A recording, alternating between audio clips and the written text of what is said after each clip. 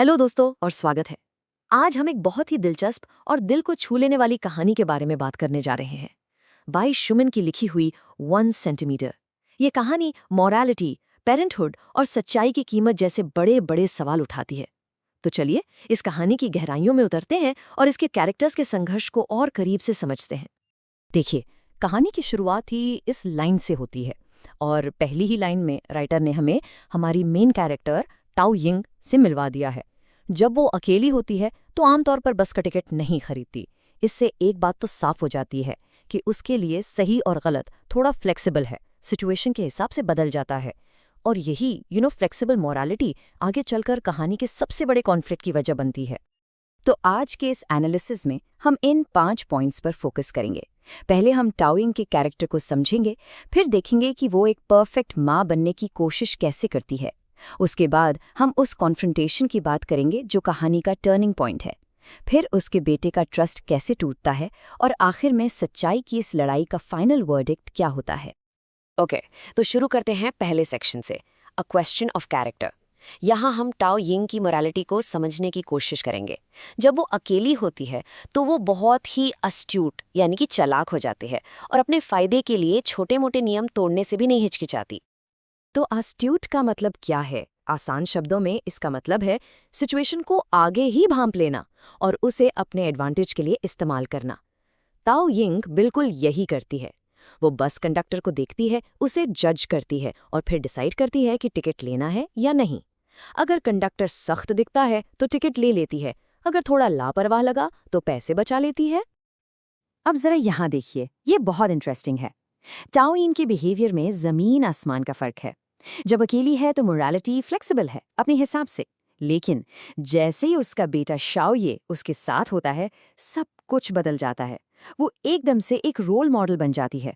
उसकी मोरालिटी बिल्कुल रिजिड, एकदम सख्त हो जाती है, क्योंकि अब बात सिर्फ उसकी नहीं, उसके बेटे के फ्यूचर की है।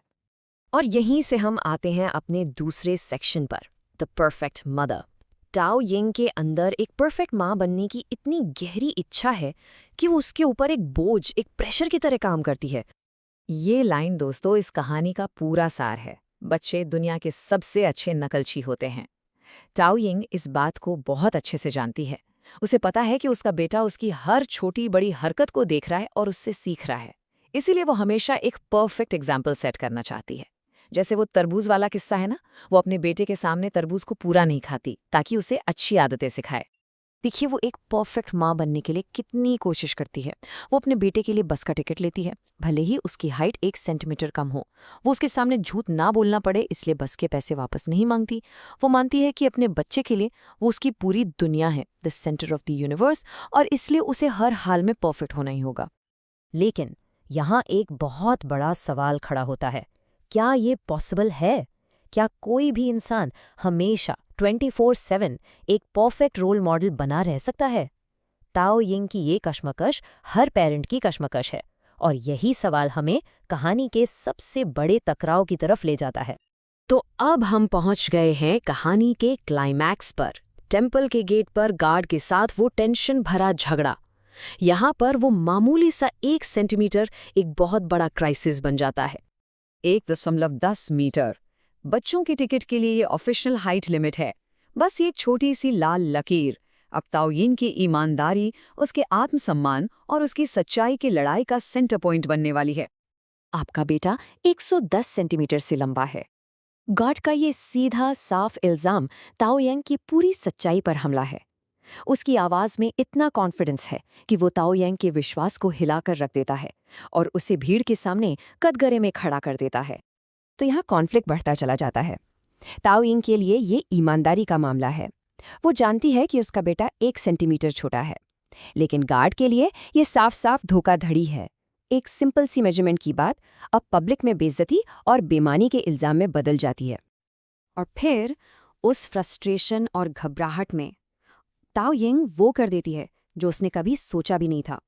वो अपने ही बेटे के सर पर जोर से मार देती है। ये उसके कैरेक्टर के बिल्कुल खिलाफ है। उसने पहले कभी अपने बेटे पर हाथ नहीं उठाया था। ये एक ऐसा पल है जहां परफेक्ट मदर बनने का प्रेशर उस पर हावी हो जाता है। ये उसकी सगी माँ हो ही नहीं सकती। और जैसे इतना काफी नहीं था, वहां खड़ी भीड़ भी उसे जज करने लगती है।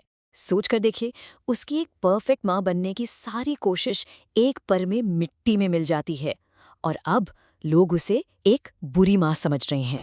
अब आते हैं इस झगड़े के सबसे दर्दनाक परिणाम पर, और वो है ताओ येंग और उसके बेटे शाओये के बीच टूटा हुआ भरोसा। अगर तुम मुझे नापोगी तो मैं फिर से छोटा हो जाऊंगा। मुझे तुम पर भरोसा नहीं है।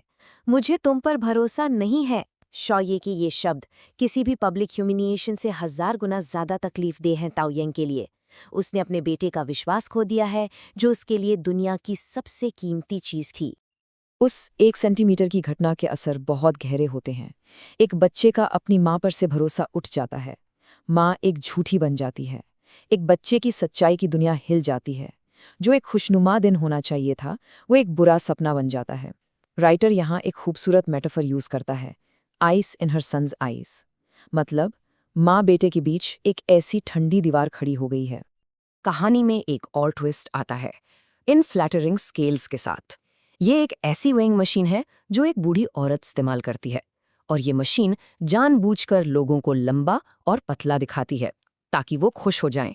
आयरनी देखिए, एक और धोखा, एक और झूठ इस पूरी गलतफहमी को और बढ़ा देता है और जाओये के मन में शक को और गहरा कर देता है।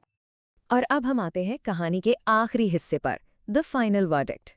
यहाँ हम देखेंगे कि ताओ यिंग अपने बेटे का विश्वास जीतने के लिए कैसे सच्चाई की लड़ाई लड़ती है। वो हार नहीं मानती। अपनी बेगुनाही साबित करने के लिए वो पूरी कोशिश करती है। वो अपने सोते हुए बेटे को नापती है, वो 109 सेंटीमीटर ही है। वो टेम्पल एडमिनिस्ट्रेशन को एक लेटर लिखती है और उसे और असरदार बनाने के लिए द राइटर से भी मदद लेती है। उसका मकसद बदला लेना या पैसे कमाना बिल्कुल नहीं है। उसका एक ही मकसद है, सच को सामने लाना। जब टेम्पल के ऑफिशियल्स आखिरकार उससे मिलने आते हैं, तो ताओ युइंग उनसे सिर्फ एक चीज मांगती है। वो कहती है, प्लीज उससे बताइए कि उसकी माँ ने कुछ भी गलत नहीं किया है। उसको अपनी जीत नहीं चाहिए। वो बस ये चाहती है कि कोई अथॉरिटी फिगर, कोई बाहर वाला उसके बेटे को सच बताए ताकि उसका टूटा हुआ भरोसा जुड़ सके।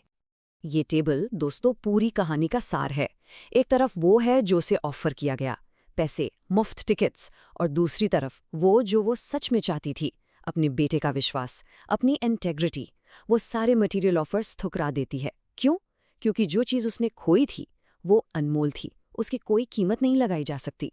तो इस कहानी को हम इस एक सवाल के साथ ख़त्म करते हैं, ज़्यादा ज़रूरी क्या है, एक बच्चे की मासूमियत को बनाए रखना या उसे दुनिया की कड़वी सच्चाइयों से मिलवाना? ताओ यंग ने अपने बेटे के भरोसे के लिए लड़ाई लड़ी, लेकिन इस पूरे प्रोसेस में उसके बेटे ने दुनिया का एक बहुत ही कठोर रूप भी देखा। इस कहानी का असली सबक क्या है, ये सोचने का काम मैं आप पर छोड़ता हूँ।